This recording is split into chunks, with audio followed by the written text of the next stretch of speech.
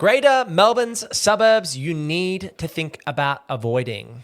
Myself and the team at Purpose Property have expanded into the Melbourne market. I've actually just purchased 2 deals in the Greater Melbourne region myself between that $500,000 to $900,000 price point. So we're going to be looking at some of those Greater Melbourne suburbs that you potentially need to avoid because it could hurt your hip pocket if you buy the wrong property.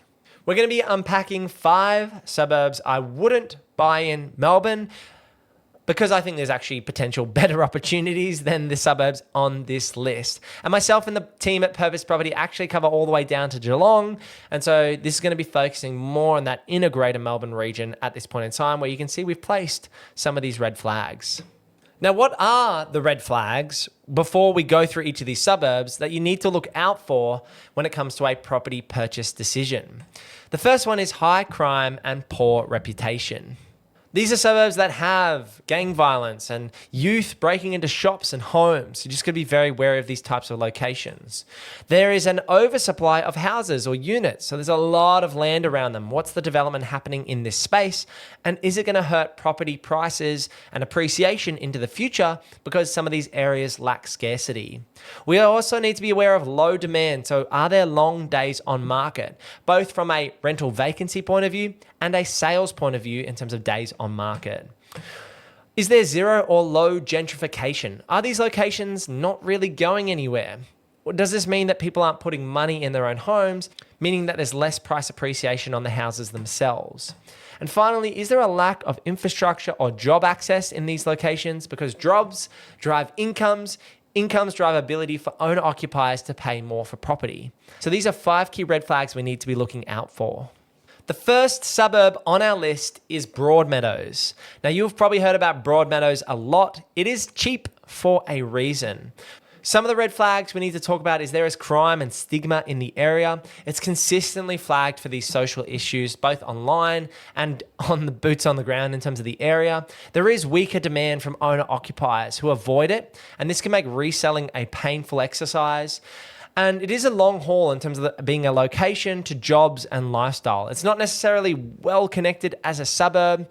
Some of the data shows us that property crime is 1 in 9 in Broadmeadows versus 1 in 24 for the state of Victoria. Again, the violent crime data shows us that 1 in 50 people are likely to succumb to violent crime versus 1 in 133 across Victoria as a whole.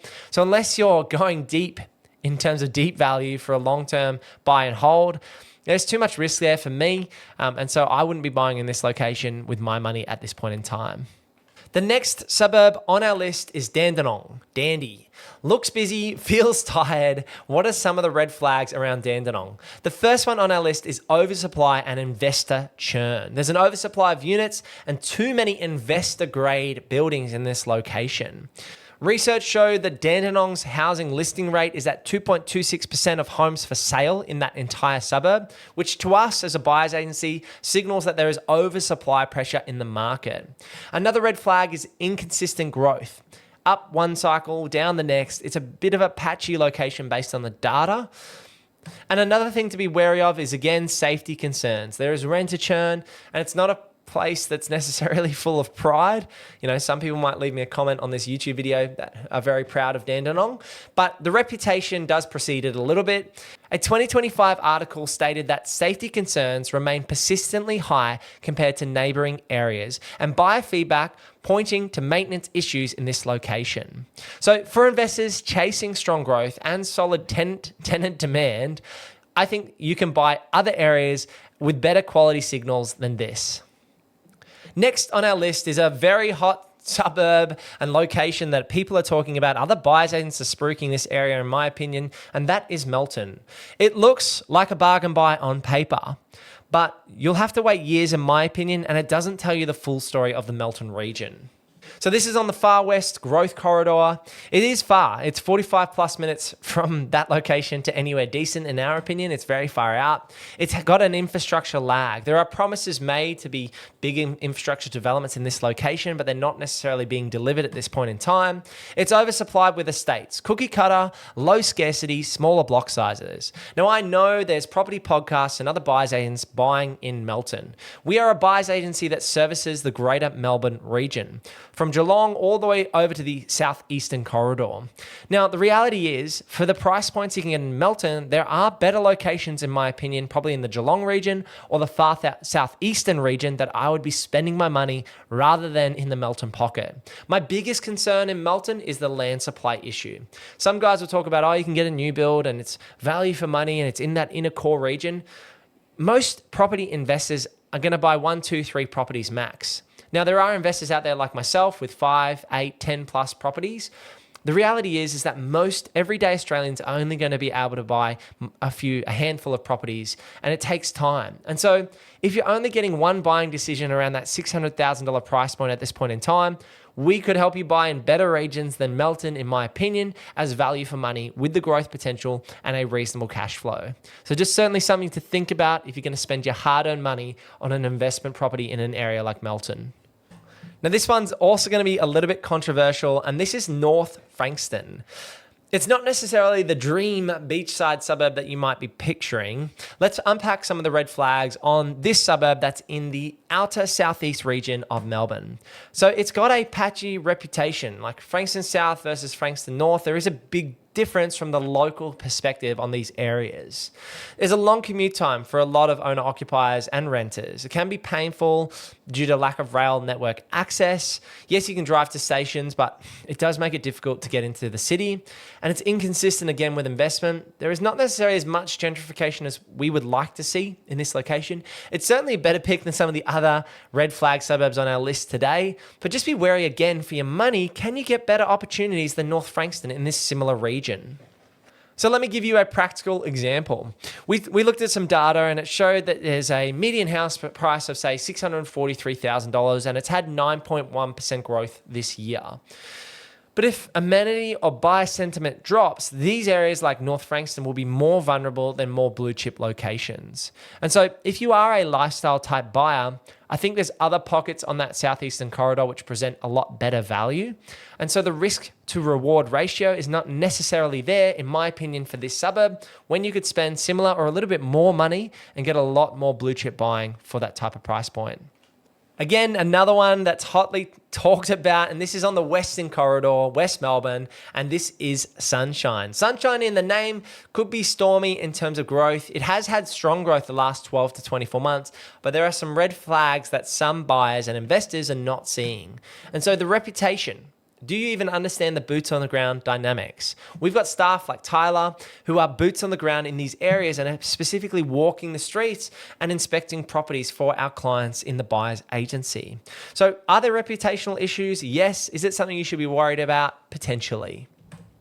It's got mixed development. So there's some patchy zoning and planning that you need to be wary of, and that could impact your investment in those locations.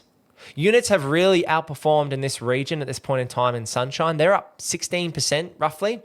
And so the housing is currently lagging in this location because of potential affordability. Now it's had some strong growth. And so it's currently sitting with a median house price of $807,000, and annual growth has been stagnant according to the data at this point in time.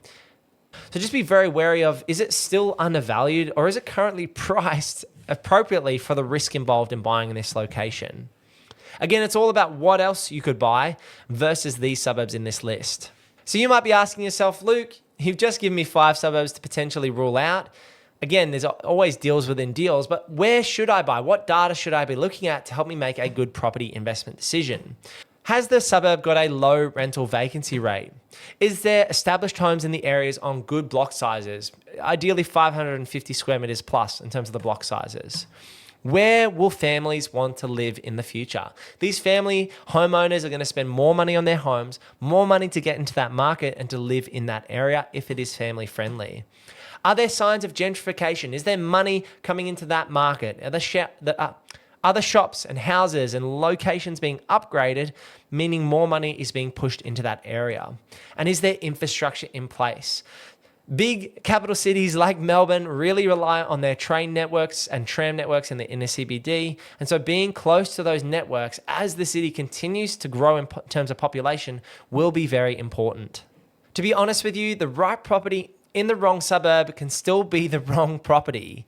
It's about identifying the land and location first, and then the building on top, in my opinion. The land and location are going to do the bulk, 70-80% of the heavy lifting when it comes to the growth of that asset. That is the true scarce underlying asset at the end of the day.